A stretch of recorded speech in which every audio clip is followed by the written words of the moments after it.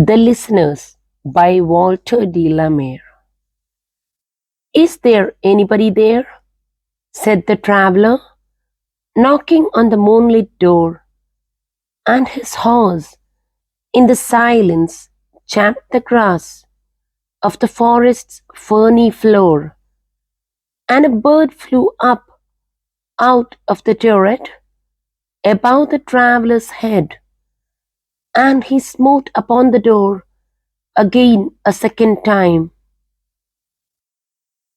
Is there anybody there? He said, but no one descended to the traveller.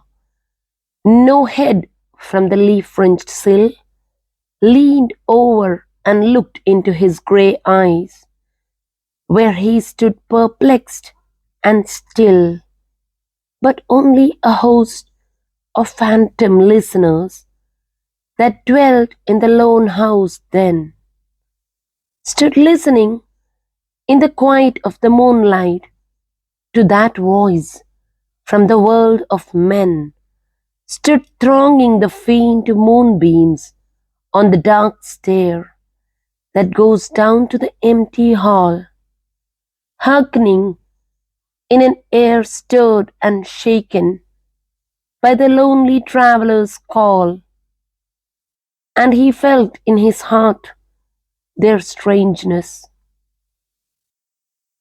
their stillness answering his cry, while his horse moved, cropping the dark turf neath the starred and leafy sky, for he suddenly smote on the door even louder, and lifted his head.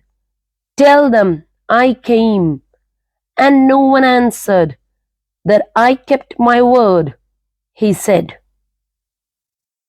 Never the least stir made the listeners, though every word he spake fell echoing through the shadowiness of the still house.